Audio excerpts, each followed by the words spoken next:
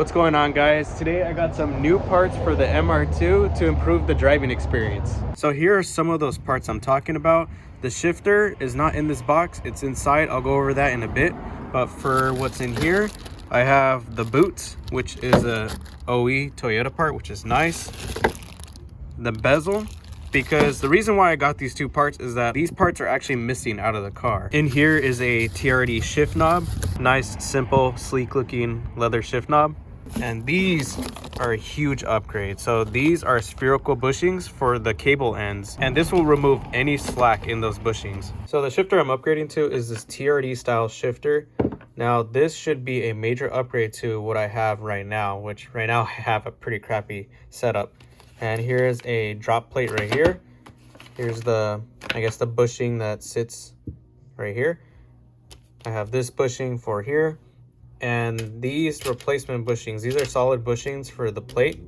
So that way there's no movement and everything is super solid. For those of you who've seen my intro video about this car, I briefly mentioned about this shifter being completely terrible. My problem with this is that when I go to first gear, it actually rubs right on the linkage right there, and it is wearing into it and causing some damage. So putting on the new shifter will eliminate that issue, along with the looseness it feels. Now, this is only part of the issue. The bushings in the back of the car need to be replaced, but at least for now, this will fix this issue going on right here. So I'm gonna start by removing these 4 bolts that hold this plate down. Actually, before I remove these last two, I'm going to undo these linkages, including taking this nut off and taking this pin out. So this setup may be different for you guys, but obviously somebody installed these aftermarket. So I'm going to do these 4 bolts here and unscrew those nuts down there. So I have this outside of the car, and right off the bat, I noticed this looks like an installation error. But you see how there's these 2 notches right there, one on the top and one on the bottom for this clip right here. Or I guess it's a spring. It's not resting on there, and I think it's supposed to be flipped around to have more tension, because obviously when I would go side to side, it would not retract to center. So I'm gonna go ahead and tear this apart, get it cleaned up, and install the new parts.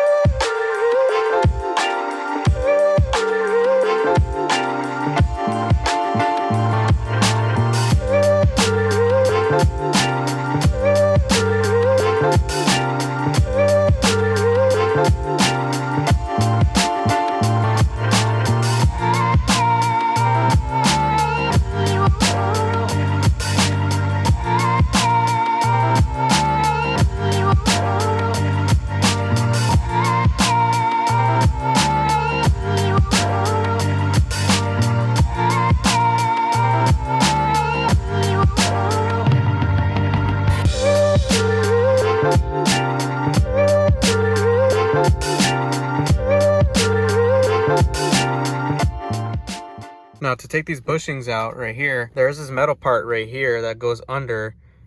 You would get like a little flat screwdriver, pop it out. Once you got enough room, you could pull it off with your hands.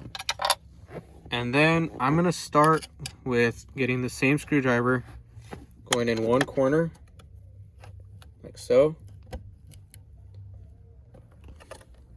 And just pry part of that bushing inside.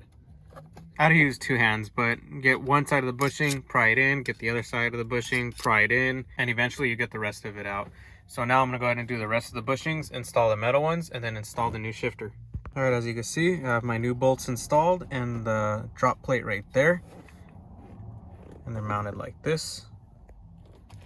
So now I'm gonna put the bushings in, tying this whole plate down, and test it out. All right, this is fully installed, including the cables. And wow, that is like already a lot better than it was before. Now, the only complaint I have is that this bolt is slightly too long where I actually make contact right there, which isn't a big deal. I could just shave down that bolt, no problem at all. But overall, I mean, this feels 1,000 times better than it did before, because oh my god, it was so awful with that old setup. And it helps having that spring in the correct position. As you could see, I positioned it the correct way, because before it was not even loaded, so this was able to just flop around side to side. Now this is gonna be really hard to show you guys, but right here is one of the cable ends, and I'm gonna be removing a pin that's attached to this. You guys won't see it, but I'll pull the cable out so you guys can see it after.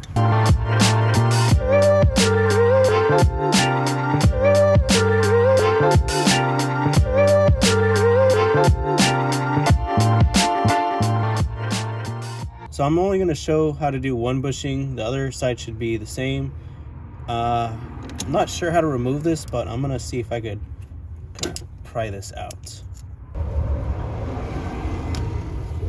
So the order of the parts that go in is this goes on the post first, followed by the bushing with the flat side towards the post, then the cable end over, and then the clip after. So I feel it's easier to do it from the bottom of the car and easier for me to show you guys what I'm doing.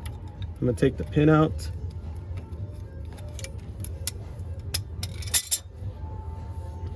Take this off. Take the bushing off. Kind of pry away. You see the bushing kind of coming off. There it goes. And now I get the sandpaper the kit comes with. I'm gonna clean this post very, very well.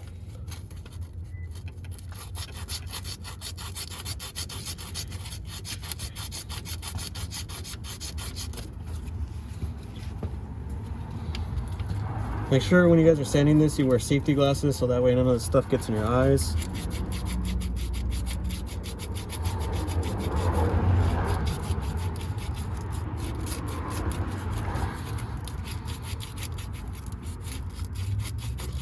I get this as clean as you can.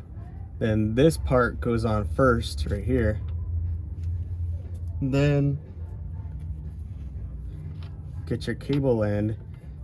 Put your spherical bushing in, and the flat side of the spherical bushing goes towards the transmission. And then lastly, the new cotter pin.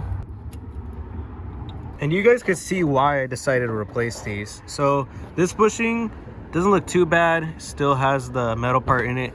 This one, however, is super worn out. It is completely hauled out. All right, I went ahead and installed all the trim and the new shift knob, and oh yeah, this thing shifts so good.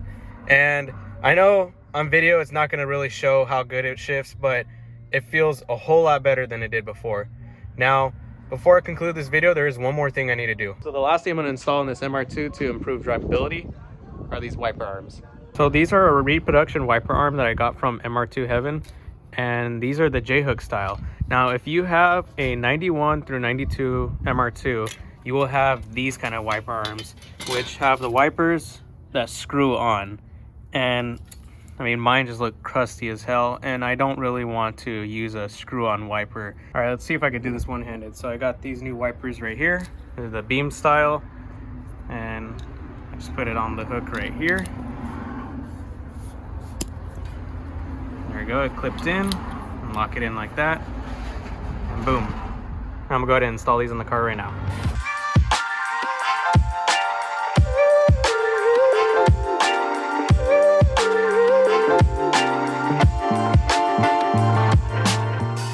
I finally have new wiper arms, and man, I could finally drive this car in the morning, because I would have to use a rag to clear out the windshield, but now I don't need to do that anymore. And I'm also surprised that the washer pump still works on this thing, and I didn't even know it had fluid. That's a bonus. All right guys, that's gonna wrap it up for this video. I just wanted to give you guys this quick video to give you guys an update on this MR2. I do plan on fully restoring this thing, so stripping all the paint down, getting this repainted, and making it look nice, because right now this thing is rough.